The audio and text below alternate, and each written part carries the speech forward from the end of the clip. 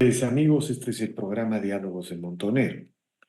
Hoy queremos reflexionar sobre la amenaza de la minería ilegal, no solamente contra la minería moderna, no solamente contra el modelo económico, sino en general contra la viabilidad de la sociedad.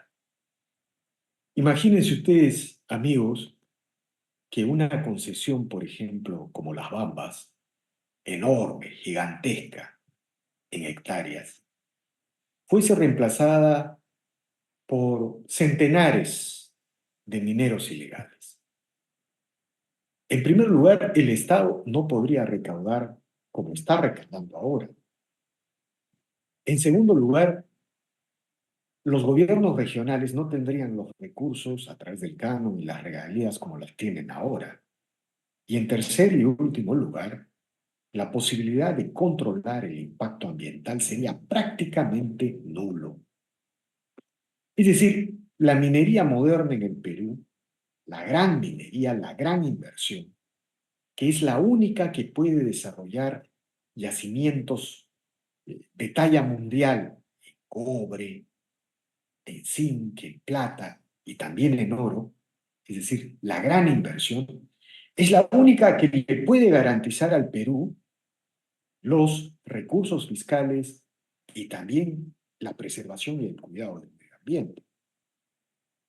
No negamos la importancia de desarrollar la pequeña minería.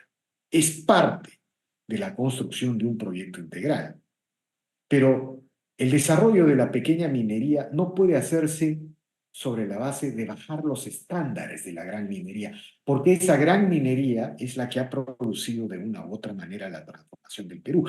Y en el caso de Patás, en la provincia de Patás, en La Libertad, hay una amenaza real de la minería ilegal que se ha aliado con el crimen organizado contra la minería moderna.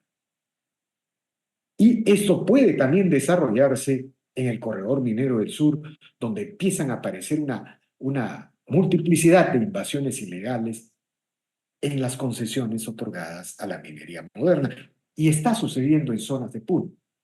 Entonces, el día de hoy queremos reflexionar sobre esta relación entre el crimen organizado, la minería ilegal y las amenazas a la explotación de recursos naturales, sobre todo el oro, que ahora está trepando en términos del precio de la onza. Algunos dicen que podría sobrepasar o llegar a los $3.000.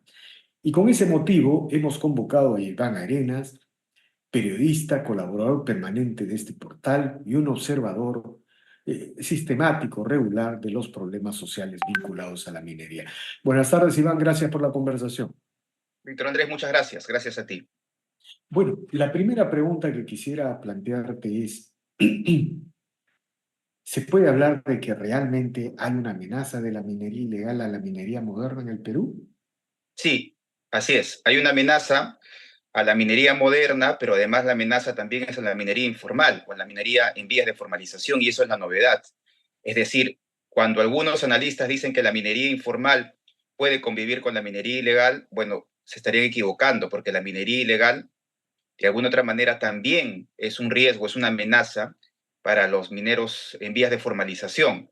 Muchos de estos mineros en vías de formalización, es cierto, que han colaborado, o de alguna otra manera, no todos, digamos, en el sentido práctico, pero de alguna otra manera estos mineros informales se verían definitivamente amenazados por estas bandas criminales que han tomado la minería ilegal, ¿no? Ahora, antes de continuar, tú has planteado el tema de la minería informal. Yo lo que tengo entendido es que la minería ilegal es aquella minería que se desarrolla sobre concesiones otorgadas, de acuerdo a la Constitución y las leyes, a la minería moderna. También es la minería que se desarrolla sobre zonas reservadas, parques nacionales, ¿no? Y la diferencia con la minería informal es que la minería informal es aquella que puede formalizarse y no tiene las autorizaciones respectivas. ¿Cómo establecer una frontera clara entre ambos fenómenos? En efecto, una frontera clara es como tú has señalado, ¿no? Que la minería ilegal es simplemente la minería, las labores que se realizan en lugares donde no están legalmente determinadas, es decir, parques nacionales, reservas, en los bosques fundamentalmente, Pero, básicamente. pero también en las concesiones formales. Exactamente, eso es una característica. Y la otra es, evidentemente, las concesiones, pero también hay otra, que la minería ilegal ya es minería ilegal cuando no cumple ninguno de los requisitos, por más que quiera de alguna otra manera formalizarse, ¿no? Además, no cumple un requisito con respecto al tema de mitigación de daños ambientales o impactos ambientales, estándares laborales, sociales. Todo eso también, digamos, contribuye a caracterizar la minería ilegal, que, como te digo, hay una línea muy delgada con respecto a la minería informal, básicamente en la práctica, ¿no? En la labor. Yo creo que una ley de formalización de la MAPE, digamos, podría poner los puntos sobre las IES y podría sobre todo separar la paja del trigo, como se suele decir. Es decir, podríamos diferenciar claramente a través de la ley, de una ley MAPE, podríamos diferenciar la minería en vías de formalización que quiere formalizarse de la minería ilegal. O sea, hay la necesidad de delimitar legalmente ambos fenómenos y apostar por la formalización de los mineros informales, ¿no? Eso está, digamos, es un tema pendiente en el país. Así es. Ahora, claro, Exactamente. no, si quieres desarrollar ese punto, Sí, sí. exactamente. Es importante eso porque de alguna otra manera una ley MAP es una ley, como te digo, es un pedido expreso. Además hay una cosa que es importante, es decir, los mineros en vías de formalización slash informales, entre comillas, también están pidiendo una ley MAPE porque ellos entienden que la minería ilegal es básicamente eso, ilegal, pero además, como te digo, es una amenaza porque el surgimiento en los últimos meses de bandas criminales debido al aumento del precio de la onza en el mercado internacional, la onza del oro fundamentalmente, ya se convierte para ellos en un riesgo, al punto de que estas bandas criminales están cobrando cupos, están extorsionando, pero no solamente eso, sino ya están haciendo labores, ya son dueños de labores en algunos lugares, como por ejemplo Patás, básicamente la sierra del norte del Perú, ¿no? Ahora, analicemos el fenómeno de Patás, Iván. O sea, ahí hay tres mineras formales, Minera Poderosa, Aurífera, Retama y Horizonte, creo. Y habían una serie de mineros ilegales que luego se alinean con bandas criminales internacionales. Y de pronto conocemos la noticia que hay 15 torres derribadas, 9 trabajadores de las empresas muertos, 23 heridos, a pesar de que hay un estacionamiento del ejército y la policía se ha prorrogado esta emergencia. ¿Qué sabes de este fenómeno? ¿Cuán grave es? Es un fenómeno que, fíjate, desde hace mucho tiempo en esta zona se ha dado lo que se llama la minería artesanal, es decir, pequeños y medianos artesanos, mineros, hacían labores, básicamente en concesiones de mineras, digamos, formales, como el caso, por ejemplo, de Poderosa, ¿no? Algunas de estas empresas llegaron a acuerdos, digamos, institucionales con estos mineros artesanales para ayudarlos a formalizar y para que sean parte también de su cadena, ¿no? Es decir, dándoles no solamente, digamos, estándares sociales, ambientales, sino además llegando a un acuerdo con ellos, porque es muy difícil, porque hay cientos de mineros y vías de formalización o artesanales que son parte de esta cadena, que eran parte de esta cadena y tenían que asumirlos, ¿no? Entonces, al ver que no podían sacarlos en un momento o a ver que era difícil sacarlos, entonces llegaron a acuerdos institucionales para la compra y venta, por ejemplo, del material, de la labor,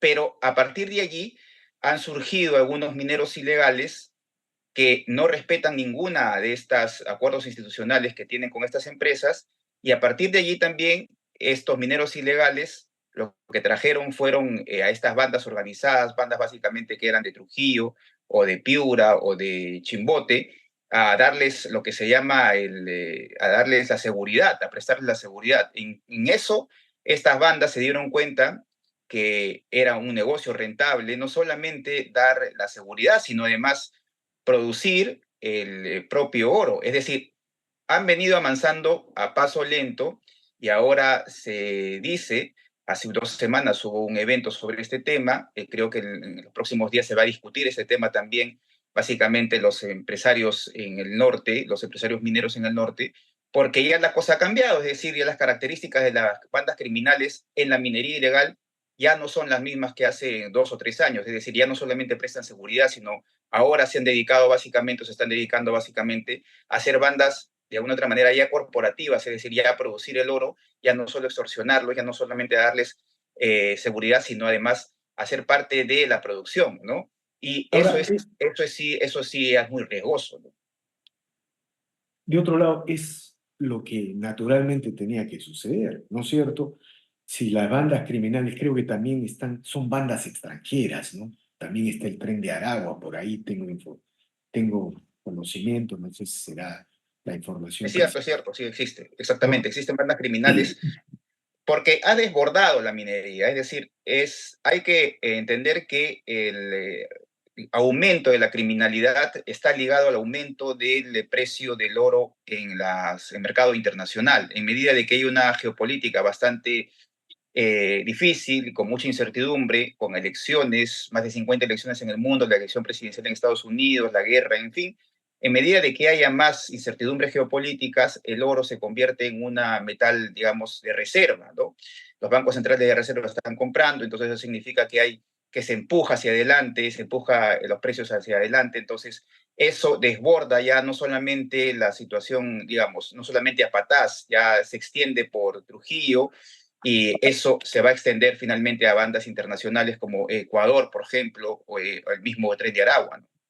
Claro, Ecuador en la frontera con Perú está tomada por bandas criminales. Así es, son bandas organizadas que han tomado, ¿no? O sea, estas bandas organizadas ya prácticamente controlan parte de la frontera, sobre todo en esta zona llamada Tiwinsa, donde ya desde hace mucho tiempo están amenazando inclusive las comunidades nativas que están Ahora, ahí. ahora, Iván, hay una minería ilegal vinculada al oro que aparece estrechamente relacionada con el crimen organizado en Patás.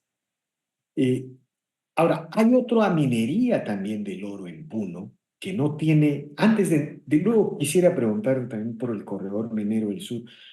Hay otra minería ilegal vinculada al oro en Puno, aunque, digamos, también hay informales, ¿no? Hay gente que explota con acuerdos con los concesionarios, pero no se ve la, la presencia del Así crimen es exactamente. organizado. ¿Cuál es la diferencia? Explícanos qué está pasando, por ejemplo, en Puno. Así es. Mira, hay una cosa que es importante decirlo. La minería ilegal siempre ha existido, es decir, en los últimos años ha existido minería ilegal, pero no estaba asociada a estas bandas criminales. En Patás ha aparecido un fenómeno nuevo, no solamente porque Patás geográficamente está cerca hacia el norte peruano, o está en el norte peruano, o en la frontera norte, o países, digamos, que son como Ecuador, Colombia, sino además porque Patás básicamente es una ruta, siempre ha sido una ruta de narcotráfico. Acuérdate tú que la ruta de narcotráfico desde Tocache viene de Tocache, viene a Huacrachucro, que es una zona que está entre Ancash y Huánuco, luego va hacia Sihuas, y luego finalmente hacia los puertos del norte. Entonces, ese ha sido un corredor de narcotráfico y allí en Patás siempre pasaban, por eso era una zona de traslado.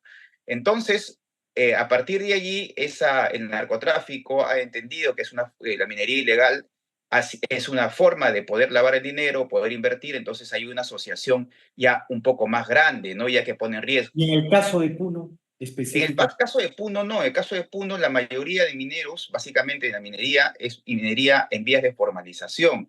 Entonces, básicamente en Puno hay otra cosa que es fundamental también, las características sociales y culturales de la zona que no permiten, por ejemplo, la llegada de bandas internacionales. Existían allí bandas, pero básicamente eran organizaciones, digamos, locales, ¿no? Pero no siempre ha convivido la minería ilegal, pero una minería ilegal que no tenía, como ahora tiene en el norte del país, no tiene, digamos, características de bandas criminales, ¿no? Entonces siempre ha existido. Ahora la minería ilegal es básicamente en el norte, es controlada por bandas ya organizadas, pero en Puno no, en Puno hay mineros informales, más mayoritariamente, pero como te decía, la minería ilegal en Puno básicamente no está controlada por bandas criminales, ¿no? Eso es lo de acuerdo. importante. Y en Puno, digamos, uno puede incluso hablar de más minería informal porque la explotación de los pequeños mineros se hace sobre concesiones en las que hay una discusión con los dueños de las concesiones,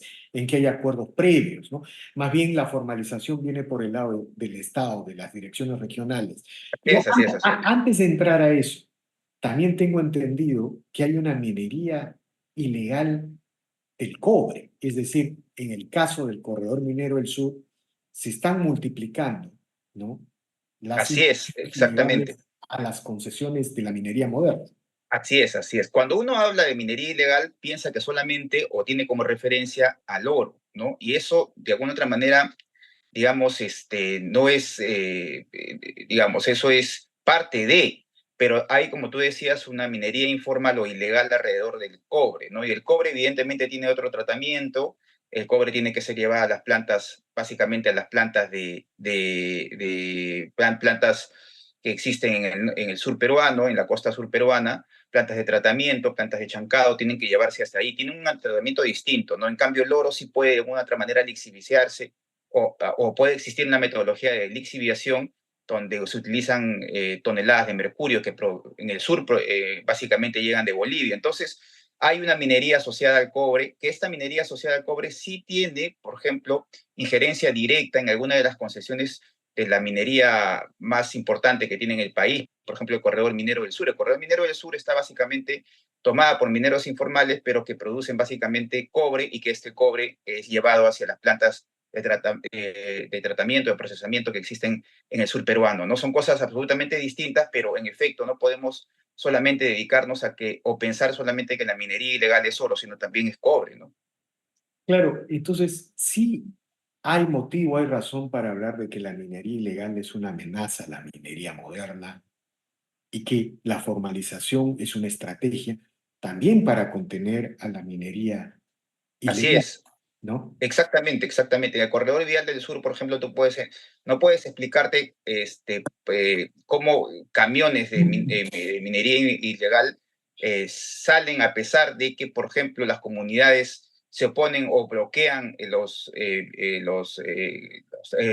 carros transportadores de la minería legal, en este caso de las Bambas, ¿no? Akira, por ejemplo, es un distrito donde existen innumerables yacimientos o labores de minería informal / ilegal, básicamente, ¿no? Ellos sí no cumplen ningún tipo de estándares sociales ni ambientales, sin embargo, ellos pueden pasar. Por ejemplo, cuando hay un bloqueo, evidentemente se les cobra a ellos, pero sí pueden pasar. En cambio, los camiones de la minería moderna no lo pueden hacer. Entonces, básicamente, el corredor Vía del Sur es un corredor de minería ilegal, pero básicamente cuprífera, que como te digo, es llevada hacia las plantas procesadoras en el sur, básicamente Chala o Nazca, ¿no?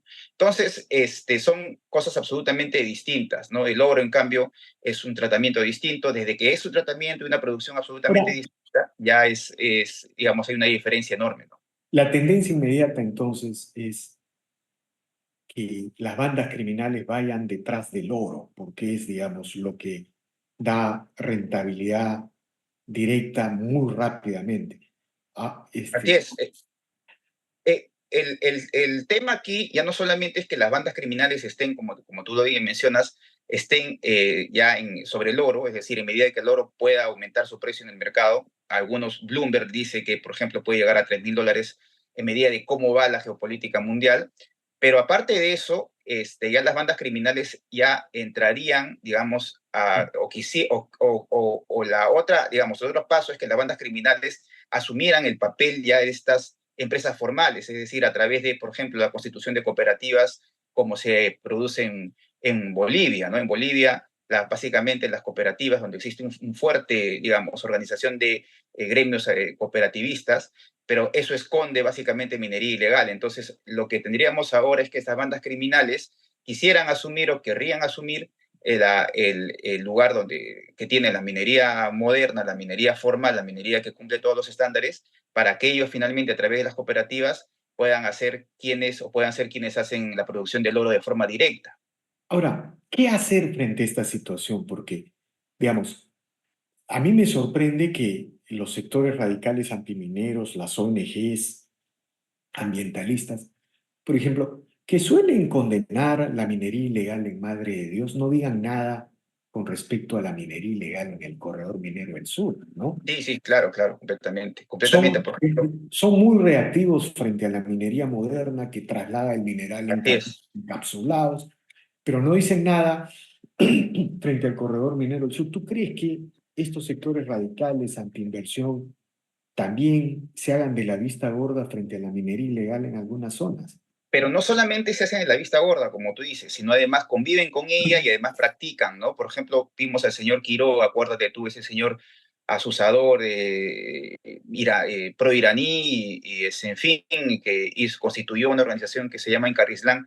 Acuérdate tú que él sigue preso porque evidentemente al señor se le encontró, la Policía Nacional lo encontró con toneladas de explosivos. Entonces, ¿para qué lo llevaría ese señor, no? Ese es un señor que se opone y que organiza y promueve básicamente bloqueos contra la minería en el sur, contra la minería moderna. Ahora el señor es parte de eso. En Aymaraes, por ejemplo, también puedes encontrar asesores que son parte de estos grupos de mineros ilegales, que esos asesores, de alguna otra manera, lo que hacen es, son asesores de izquierda, entre comillas, pero que básicamente el beneficio de ellos es directo, es decir, intentan sacar a la minería ilegal, a la minería legal, a los proyectos u operaciones, para asumir ellos, ¿no? Ellos como defensores de los pequeños y medianos mineros ilegales, asumir ellos en esa posición y a partir de ahí apropiarse de un terreno y unas concesiones que no son suyas. Entonces, es la izquierda, pues vemos que en una parte de la izquierda, si bien no es toda, pero algunos operadores importantes en la izquierda ya no solamente se hacen de la vista gorda, sino además conviven y son parte de esta cadena ilegal de minería. Ahora, ¿qué hacer frente a esto? Una primera idea que se viene a la cabeza es, bueno, lo primero que tiene que hacer el Estado de Derecho es recuperar el Estado de Derecho, por Así es. ejemplo, en paz, ¿no? O sea, si esto está pasando es porque no funciona la policía, el Ministerio Público, el Poder Judicial, que son los que deberían investigar y procesar a todos estos, a esta gente que comete delitos, ¿no? Lo mismo pasa. Exactamente, exactamente. En Patás, por ejemplo, si bien hay una, digamos, hay una óptica punitiva, una óptica, digamos, punto de vista de la seguridad, pero en Patás fue declarada una zona de emergencia, pero en medida de que se acabaron los recursos de la Policía Nacional para hacer las interdicciones, al siguiente día se derrumbaron dos torres de la empresa Poderosa, es decir, si bien es importante recuperar el Estado de Derecho y declarar estas zonas en estado de emergencia, es también importante darle todas las facilidades y recursos y logísticas en este caso, a las instituciones como la Policía Nacional, incluso las Fuerzas Armadas. Pero como te decía, las fuerzas policiales no tenían mayor presupuesto, dejaron de hacer las interdicciones y al día siguiente lo que hubo fueron dos derribamientos o se derribaron dos torres de alta tensión, ¿no? Y el otro asunto, Iván, es que hay que reformar la formalización, ¿no? Las direcciones regionales que están encargadas de aprobar los instrumentos de gestión ambiental de la pequeña minería, hay 5.000 unidades de pequeña minería, tengo entendido, ¿no? Y también de otorgar las autorizaciones de uso de explosivos que luego se piden ante la SUCAME, no funciona. Es Así es. decir, no aprueban ni 5 ni 10 cada año. Así es, exactamente. Puno, por ejemplo, ha aprobado solamente 22. Eso es lo que dice el gobierno regional de Puno, pero en realidad otros dicen que ha aprobado 2. Luego viene la región Lima, que ha aprobado 5. Es decir, no tenemos ni 20, ni 30, ni 40, ni 50 digamos, de mineros formalizados. Es decir, las direcciones regionales de minería se han convertido no solamente en un puesto político clave, es decir, no solamente han sido tomados por intereses políticos de los propios gobernadores, sino además no tienen la capacidad técnica, la logística, ni tampoco los recursos económicos para poder no solamente hacer la fiscalización, sino además para poder dar las concesiones. Acuérdate tú que tanto el INGEMET como los gobiernos regionales son los encargados de dar las concesiones y los gobiernos regionales están de alguna otra manera más propensos a ser corrompidos para darles concesiones a gente que de alguna otra manera pueden tomar concesiones en lugares donde ya han dado concesiones de Ingemet, por ejemplo, en la gran minería. Entonces, acá es un tema de arreglo institucional y donde las Se competencias, necesita, hay se que revisar las necesita, competencias de gobiernos regionales. se necesita recentralizar la formalización en una autoridad autónoma. Así es, Bien, exactamente, bien. exactamente. Se necesita de todos, estamos de acuerdo en eso, todos los observadores que vemos de una otra manera la minería, estamos de acuerdo que algunas competencias importantes como el otorgamiento de las concesiones o el otorgamiento, por ejemplo, de los instrumentos de gestión ambiental en fin, de la revisión de esos instrumentos, tienen que pasar definitivamente a manos del gobierno central, recentralizar en una sola autoridad, y esa autoridad tiene que encargarse de dar las concesiones, pero además, como te digo, de agilizar los trámites de la formalización. No puede ser posible que la formalización se demore entre 6 a 9 meses. Mira, se habla de Reinfo, por ejemplo, el Reinfo termina en diciembre de 2024, es decir, a pocos meses, pero básicamente un minero informal o en vías de formalización le toma entre 9 a 12 meses formalizarse. Entonces, si yo presento mis documentos ahora, como no existen, digamos, recursos logísticos ni de personal ni de recursos humanos en algunos gobiernos regionales, entonces lo que podría pasar es que lo que yo presento ahora va a ser revisado en 6, 7, 8 meses cuando ya el Reinfo acabó. El Reinfo es un proceso. Entonces, prácticamente el Reinfo ya acabó, prácticamente todo lo que viene hasta ahora se puede revisar, lo que viene más adelante, Dios sabrá qué pase con eso. Yo en eso intuyo que el Reinfo para mí ya acabó, el proceso de Reinfo ya acabó, y lo que hay que discutir es una ley MAPE donde integre, por ejemplo, esa recentralización, una autoridad, la creación de nueva autoridad, el tema de las concesiones, los instrumentos de gestión ambiental, en fin, básicamente eso, ¿no? Tendríamos que empezar a discutir esta ley ya. De acuerdo, Iván, te agradezco infinitamente por estas declaraciones y, bueno, si no enfrentamos la minería ilegal, si no formalizamos la pequeña minería, se puede venir una ola contra la minería moderna que ha sido la gallina de los huevos de oro del Perú, de los gobiernos regionales, de los gobiernos municipales, que ha sido la columna del modelo económico. Se han captado más Pero, de 70.000 millones de dólares en inversión, entonces hay que cuidar eso, ¿no? pero además es importante decirlo, y eso lo han entendido ya los mineros en vías de formalización, han entendido los mineros en vías de formalización que la minería ilegal ya, digamos, de la forma como se está dando ahora, donde bandas criminales ya toman o quieren formar cooperativas o quieren formar organizaciones para ser productoras ellas, ya es una amenaza directa contra la minería, contra los mineros en vías de formalización. Entonces, los mineros en vías de formalización han entendido eso, por eso están ellos en contra de la ampliación de Reinfo, están a favor de una ley MAPE, pero además están a favor hay una cosa que es fundamental, dentro de su estrategia de negocios ellos han asumido dos cosas importantes. La primera es la valorización del tema ambiental, y el tema de la sostenibilidad es fundamental para ellos. Entonces, hay todas las condiciones ahora, esto se vuelve una gran oportunidad con el precio del oro, que va en aumento, se vuelve no solamente una oportunidad, sino se vuelve un desafío además para que el Perú en este preciso momento pueda empezar a hacer una especie de discusión a nivel del país sobre qué hacemos con la minería en vías de formalización, que es la única forma, a través de una ley, para poder separar la paja del trigo y finalmente poder atacar, digamos, con decisión a la minería ilegal, ¿no? De acuerdo, Iván. Muchas gracias por tus declaraciones. Seguiremos conversando más adelante. Muchas gracias, Víctor Andrés. Gracias. De igual manera. Bien, amigos, esta ha sido una nueva edición de Diálogos del Montonero. Regresamos en la siguiente edición. Gracias.